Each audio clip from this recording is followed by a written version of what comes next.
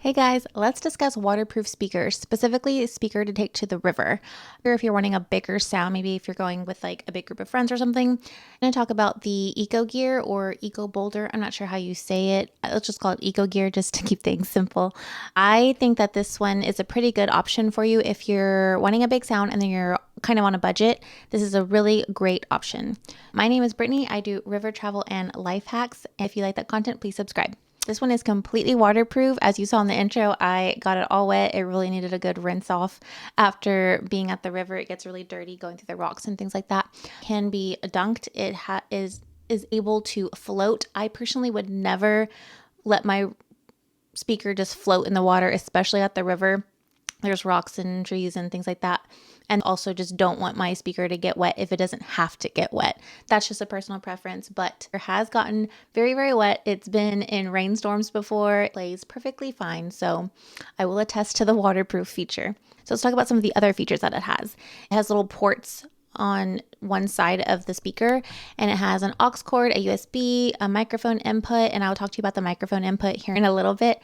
And then it has another section for the power cord where it is rechargeable. And then it has little caps that cover up the ports, that way they don't get water in them. It has a main volume adjuster, a microphone volume adjuster. It has FM radio, and then it also has obviously Bluetooth, so you can hook up your phone to play your music.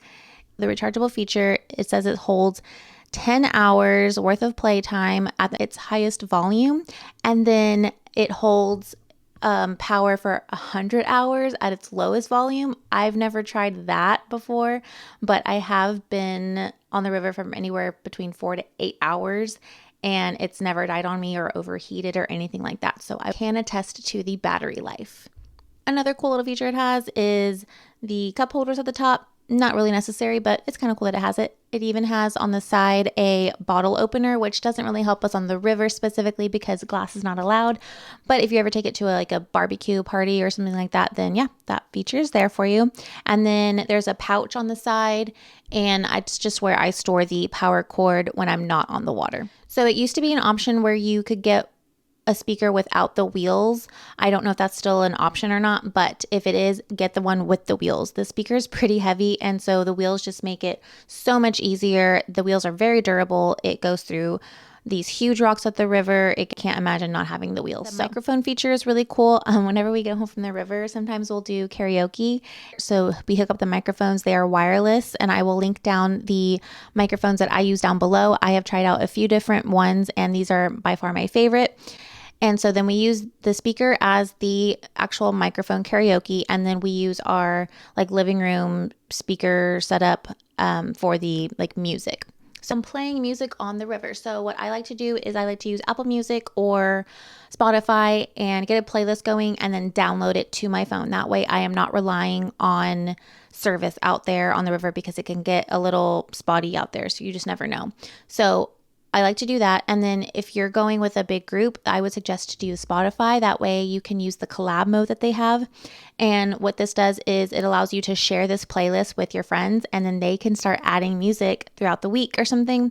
And then you've all got a big collection of everyone's taste of music and a big playlist. And then that morning that we leave for the river, download it to my phone. And that way I have all the music saved. I'm not relying on the service out there. It also has a double up mode where you can connect to Ecogear speakers and have it as one big sound setup. I don't unfortunately have a good aerial view of our setup when we bring the big speaker, but I'm going to try to insert a picture that I've created for you to kind of give you an idea. We have 2 cooler tubes, and so you can even use an extra Intex tube if you have one.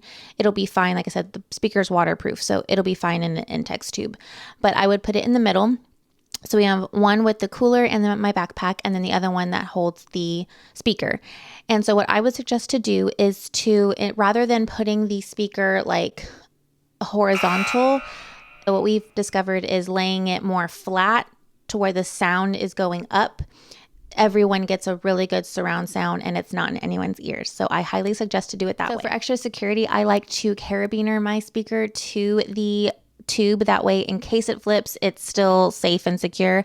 This doesn't really happen to me too often anymore though, because I go to the river so often. I kind of know how to do the river and certain things to take and tips and tricks. So if you want those tips and tricks, please watch the video down below to know before you go. And if you're wanting a more luxe sound, maybe a richer, deeper, more high quality sound, maybe go with a different brand. But overall, I think this speaker is a really great option. Check out my other waterproof speaker options videos down below, and I will see you in my next one. Happy floating. Bye. You don't like the lights, but it's camera time. Said take the picture, but you rolled your eyes.